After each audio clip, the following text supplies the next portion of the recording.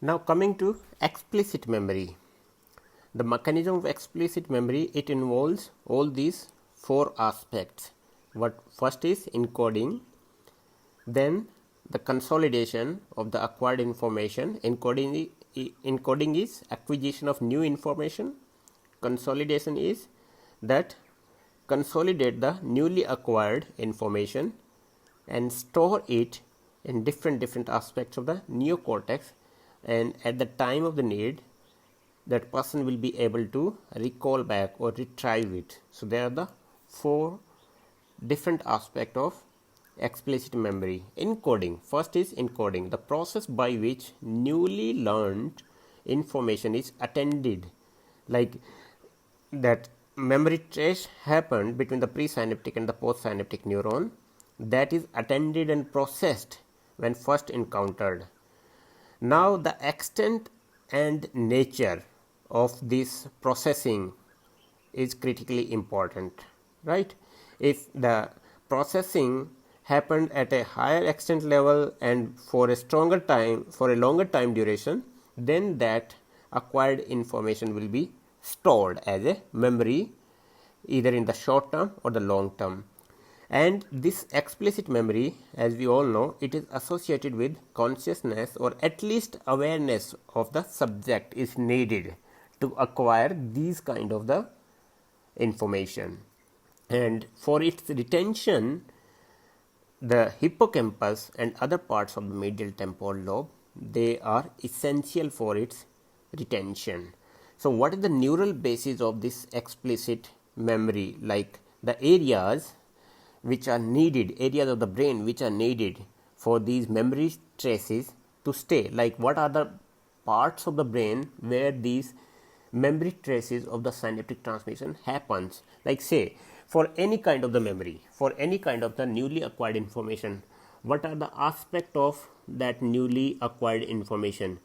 It can have its visual aspect, auditory aspect, olfactory aspect, the somatosensory aspect, right? These are the different type of the aspects. So depending on this, it can be either the unipolar or the unimodal or the polymodal.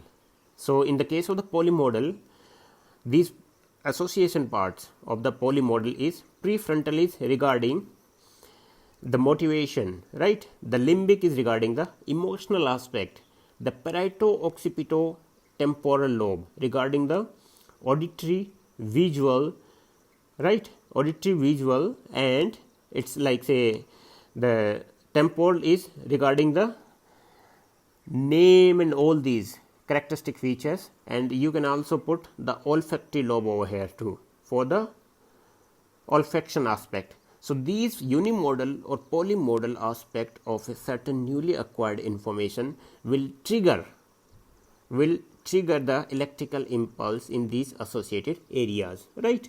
Like the visual aspect will trigger the nerve impulse generation in the visual cortex.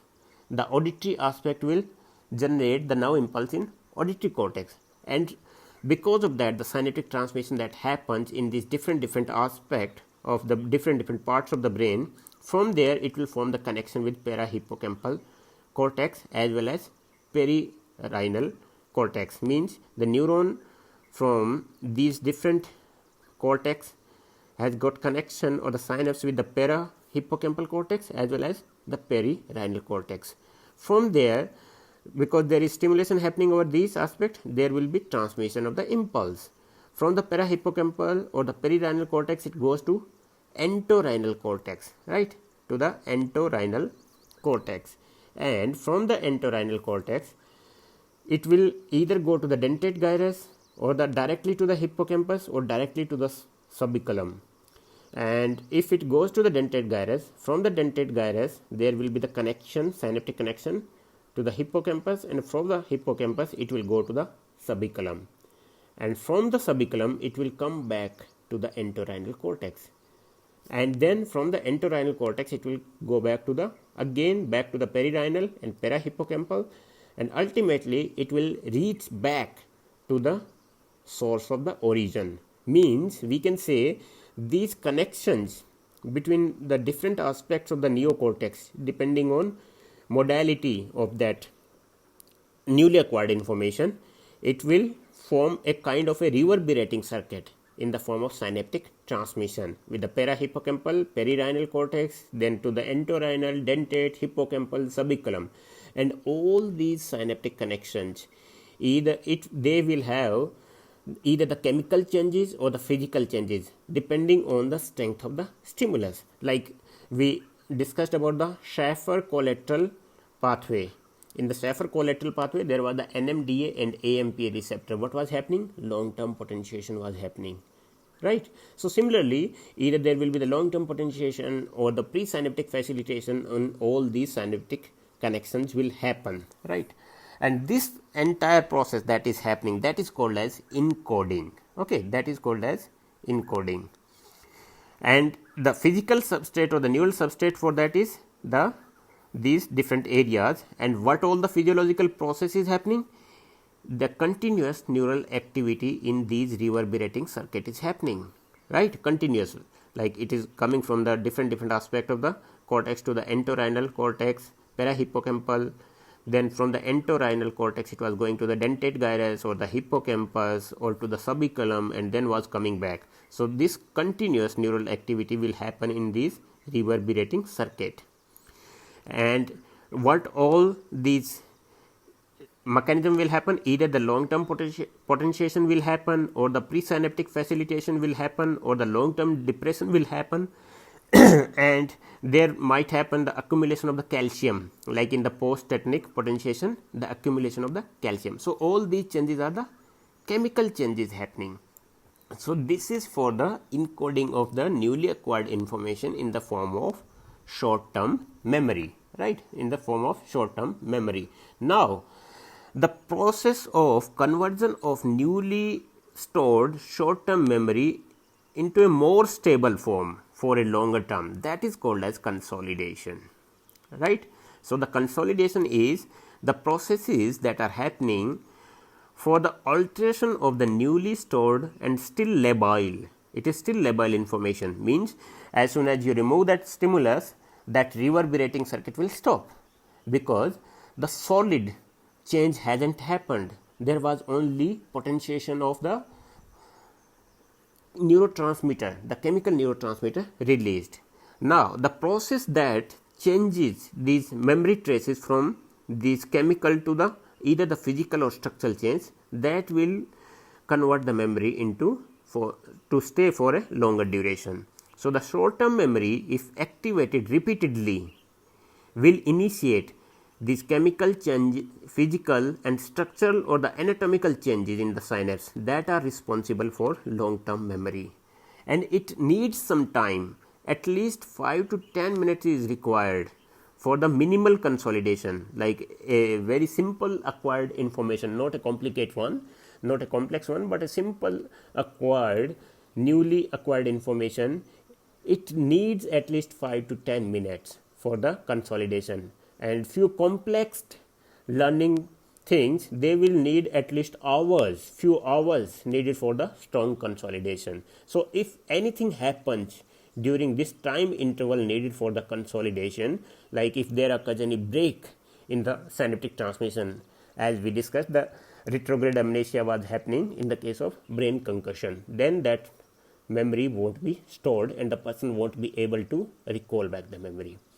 And if this is not allowed, the data in the short-term memory is completely forgotten.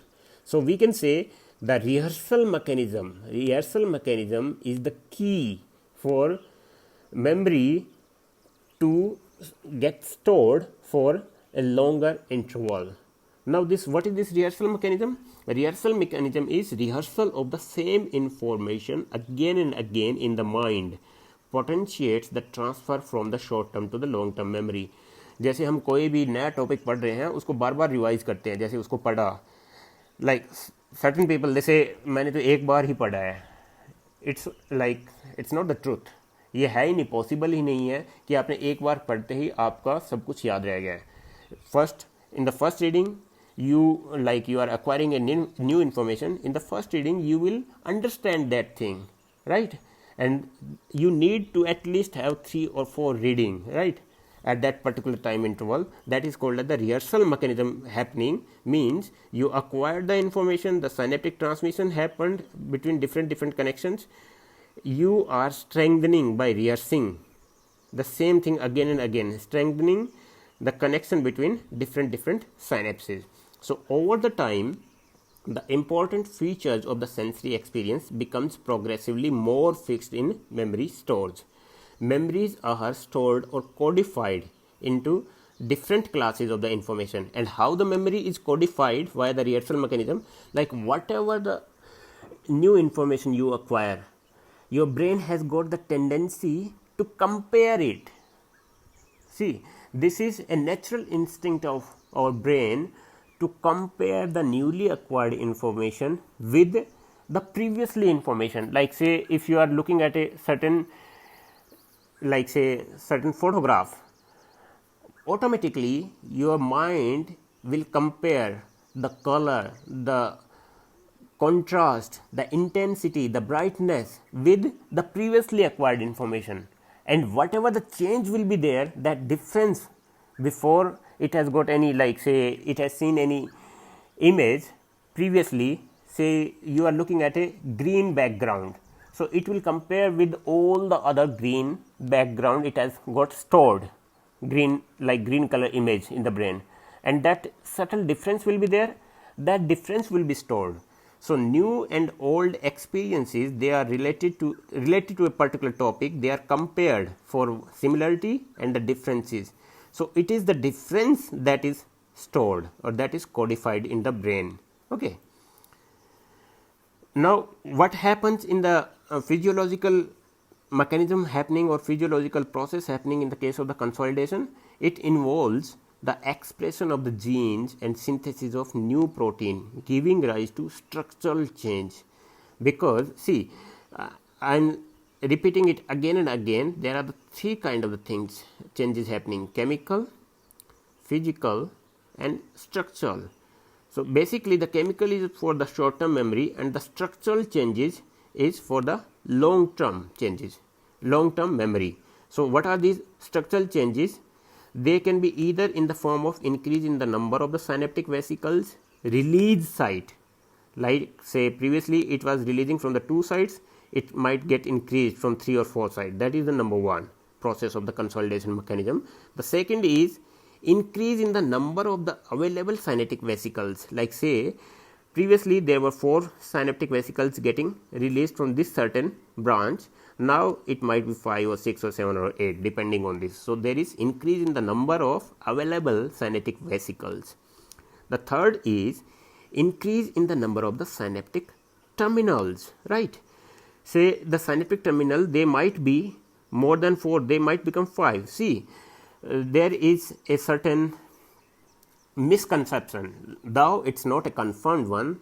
The misconception is that after the birth there is no generation of the new neuron, but in certain experiments done at the animal, it has been observed that neurogenesis happens, new synthesis of the neuron happens at certain areas of the brain, and the important areas of the brain where the neurogenesis happens is, one is the olfactory tract, the olfactory part of the cortex, the other one is the hippocampus. So olfactory is associated with the smell and hippocampus is the prime for the memory. So in the hippocampal area there do happen the neurogenesis, though we don't have any solid proof. There is a hypothetical things in the animals, the scientists have observed these things. So there might be new number of the synaptic terminal, increase in the number of the synaptic terminal. The fourth is the change in the shape and number of the post synaptic spine. All these first three are regarding the presynaptic one, but the fourth one is change in the shape and the number of the post synaptic spines that might happen. Okay. Now coming to the third aspect of the memory, that is the storage. So storage of the memory, it refers to the mechanism and sites by which the memory is retained over time. Sites are, like we know, the different aspect, different modality of a certain newly acquired information, they will get stored to the related cortical areas in the brain to the neocortex, like the visual aspect, the auditory aspect, the olfactory aspect. Okay, and if we look at it, the long term storage, it has got unlimited capacity. Like you can store as much as information you wish to store it, you wish to acquire it. But for the short term working memory, the storage is very limited. Like what is the, it's the short term working memory is different from the short term memory. Short term memory normal short term memory is you acquire new information and it stays for certain seconds or hours. The short term working memory is, it is staying for few seconds, like 5 to 10 seconds. We discussed in the prefrontal cortex, like if we go to this working memory, it has got the short term working memory. It can store only, say, the telephone number, like say the 90187, whatever the number. You can remember those alphabets or those numbers up to a certain level, like say up to 10 digit you can remember. If it increases up to the 15 digit, आपने एक बार कोई phone book में अपना phone number पढ़ा है, if it is of the 15 digit, you won't be able to remember it. But up to 7 to 10 digit, you can remember it, right? That is the short term working memory. So short term working memory, it has got three components. One is the attention control, the other one is rehearsal, the articulation, visuospatial. Okay, we won't divert the topic from the long term. In the coming slide, we will discuss this short term working memory. So going back to the storage of the long term memory, like the long term storage, it has got the unlimited capacity, but the short term working memory, it is very limited. That's why I diverted the topic over there, like up to 7 to 10 words or 7 to 10 alphabets for the short term working memory you can store.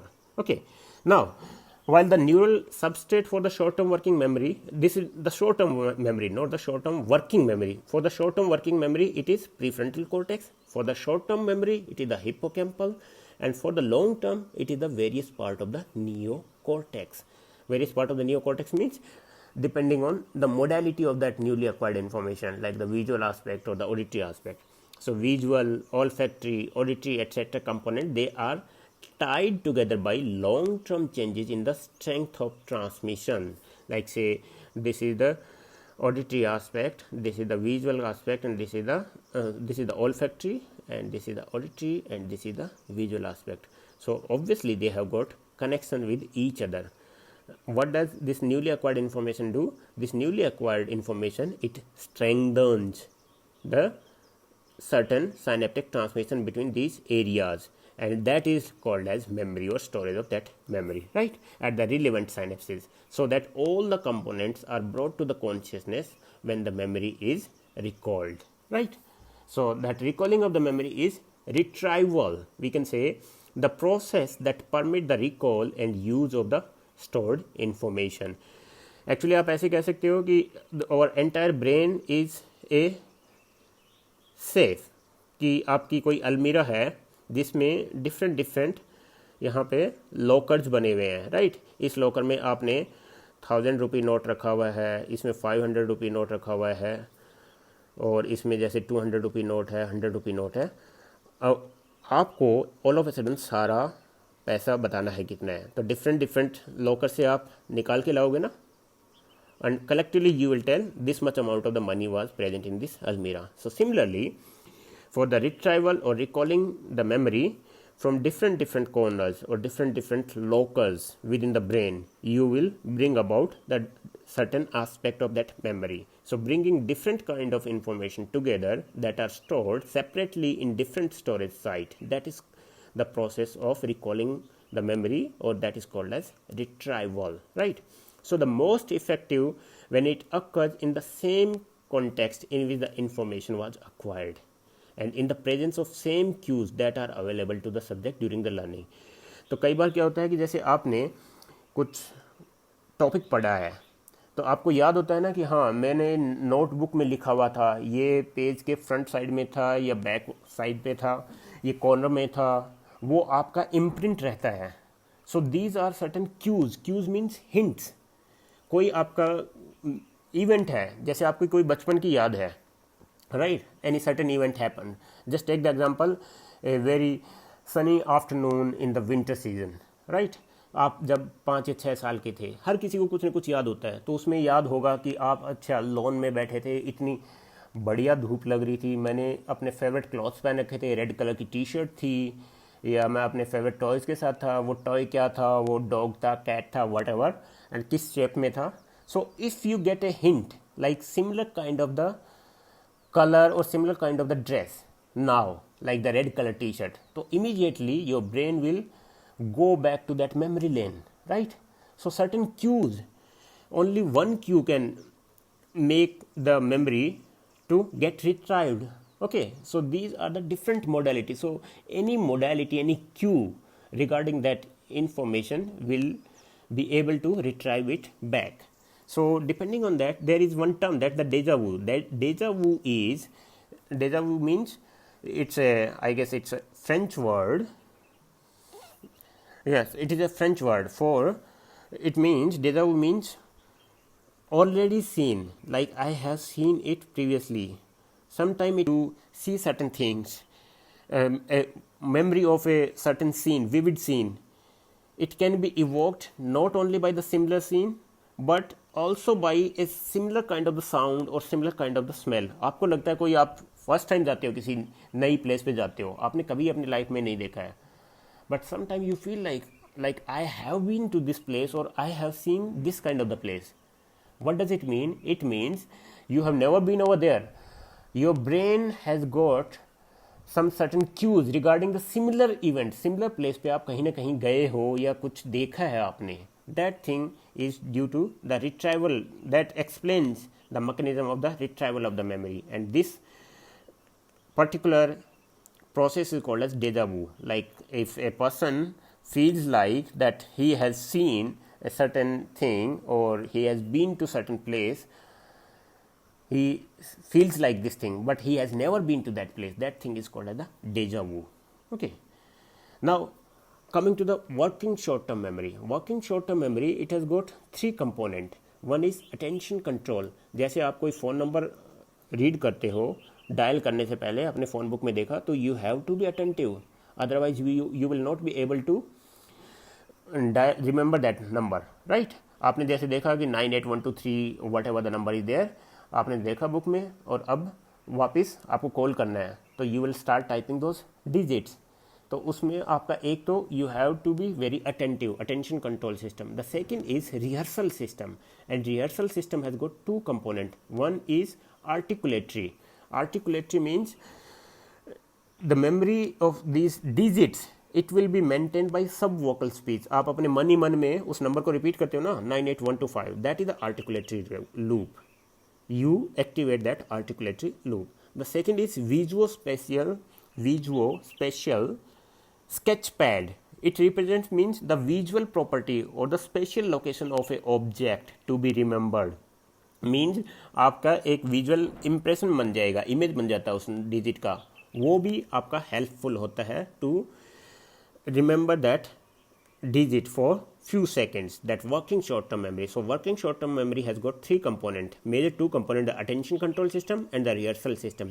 Now the rehearsal system is 2 types of, the articulatory rehearsal system and visuospatial sketch pad. Now this information or the memory, whether it is a short term or the long term, it is not only stored in one side of the cerebral hemisphere. There occurs the transfer of the memory from one cerebral hemisphere to the other cerebral hemisphere. That is called as intercortical transfer of the memory. Means remembering with one eye what has been learned with the other. Like there has been experiment done. What the scientists do, they did, like say on the monkey, they performed an experiment like by padding one eye. Say these are the 2 eyes of the monkey. They padded one eye, blindfolded it, and they trained the monkey with a certain conditioned stimulus, right? With this, say this is the left eye and the right eye. So they padded the left eye and they trained the monkey for a certain, like say conditioned stimulus. Now after making the monkey to learn to the conditioned reflex via the right eye, they removed this pad from the left eye and put the pad on the right eye, and now they provided the monkey with the conditioned stimulus, the monkey responded, right? So one can say that there is optic chiasm is happening. Some of the fibers of the right eye are going to the left and the right cortex. Now, what was the second part of the experiment? Second part of the experiment was they cut the optic chiasm. You cut the optic chiasm. This is, say, the left, coming from the left eye, and this one is coming from the right eye. They padded this left aspect, and they did the cut section of the optic chiasm and make the monkey to get conditioned to a certain stimulus. So there is no transfer, right? No transfer. This information will go only to the left cortex. Now what they did after making the monkey to train, padded the left eye and this is the right eye, padded this eye and removed the pad from the previously padded eye and provided the conditioned stimulus. The monkey still responded. What does it mean? It means the information, the learned information, that memory, it has got the transfer from one cortex to the other cortex. It will happen either via the anterior commissure or the posterior commissure, right? Or the posterior commissure, or through the corpus callosum. If they cut this corpus callosum, anterior and posterior commissure, and then they do the training, then the monkey won't be able to perform it with the padded eye. So what does it mean? It signifies that there is happening of the transfer of the memory from one cortex to the other cortex via the anterior commissure, the posterior commissure, as well as the corpus callosum. Okay.